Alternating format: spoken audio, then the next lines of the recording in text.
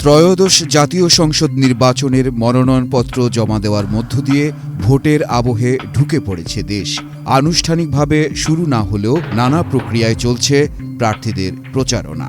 ৪৮টি দলের মনোনীত আর স্বতন্ত্র মিলিয়ে ৩০০ আসনে ২৫৬৯ জন প্রার্থী লড়াইয়ে নেমেছেন। তবে এই তালিকায় নেই গণ অভ্যুত্থানে ক্ষমতাচ্যুত আওয়ামী লীগের নেতৃত্বাধীন ১৪ দলীয় জোটের শরিকরা। সেই সঙ্গে আওয়ামী লীগের সময় একতরফা নির্বাচনে অংশ নেওয়া বেশ কয়েকটি দলও এবার নির্বাচন করছে না।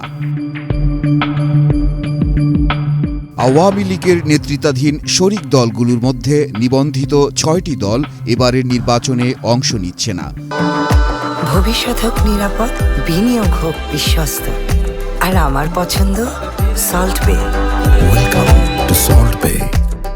দলগুলো হলো বাংলাদেশের ওয়ার্কার্স পার্টি, জাতীয় সমাজতান্ত্রিক দল জাসদ, বাংলাদেশের Samyabadi Dal ML, Gonotontri party, Bangladesh national Awami party NAP ও বাংলাদেশ তরিকত ফেডারেশন। এর মধ্যে ওয়ার্কার্স পার্টি ও জাসদ দলীয়ভাবে নির্বাচন থেকে বিরত থাকার ঘোষণা দিয়েছে।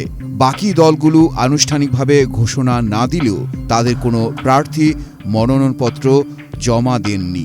এর বাইরে বঙ্গবীর কাদের সিদ্দিকীর নেতৃত্বাধীন কৃষক শ্রমিক জনতা লীগ নির্বাচন না করার ঘোষণা দিয়েছে।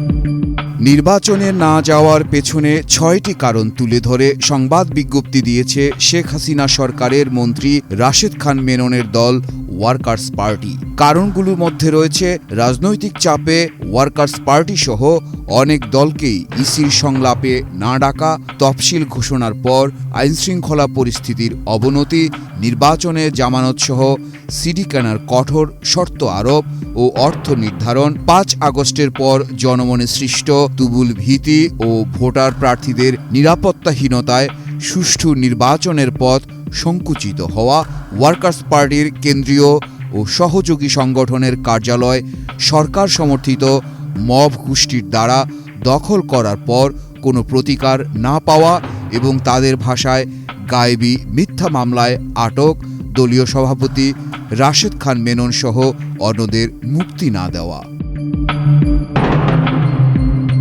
হাসিনা সরকারের আরেক মন্ত্রী হাসানুল হক ইনুর দল জাসদের কেন্দ্রীয় কার্যকরী কমিটির বিবৃতিতে বলা হয়, জাসদ নির্বাচনমুখী দল, তবে অসাংবিধানিক গণভোট এবং সংসদ নির্বাচনের নামে একপক্ষীয় ও একতরফা এই নির্বাচনে দলটি অংশ না নেওয়ার সিদ্ধান্ত নিয়েছে।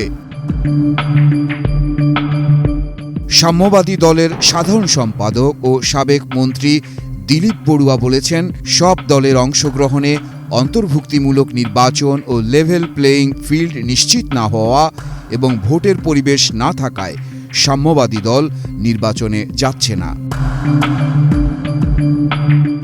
ন্যাপের সাবেক ভারপ্রাপ্ত সাধারণ সম্পাদক ইসমাইল হোসেন বলেন, সামগ্রিকভাবে নির্বাচনের পরিবেশ ভালো বলে আমাদের কাছে মনে হয়নি।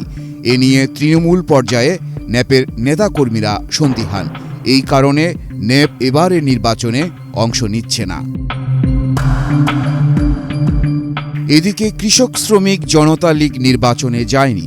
৩১ ডিসেম্বর বুধবার রাতে দলটির এক সংবাদ বিজ্ঞপ্তিতে বলা হয়, অবাধ, নিরপেক্ষ ও অংশগ্রহণমূলক নির্বাচনের প্রত্যাশা থেকেই কৃষক শ্রমিক জনতা লীগের জন্ম।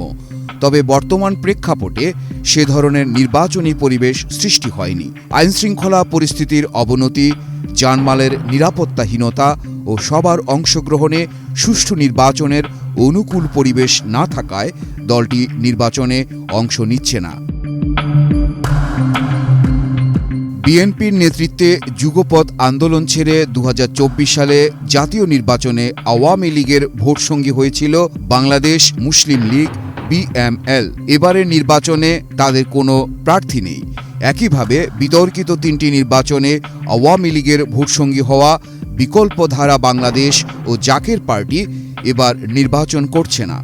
আর দ্বাদশ সংসদ নির্বাচনের আগে নিবন্ধন পাওয়া বাংলাদেশ ন্যাশনালিস্ট ফ্রন্ট BNF এবং তৃণমূল বিএনপি এবার কোনো আসনে প্রার্থী দেয়নি। তবে আওয়ামী লীগের আমলে বিতর্কিত তিনটি নির্বাচনে অংশ নেওয়া জাতীয় পার্টি ও জাতীয় পার্টি জেপি এবারও নির্বাচনের মাঠে সক্রিয় রয়েছে। মাহফুজ জুয়েল, বাংলাদেশ প্রতিদিন।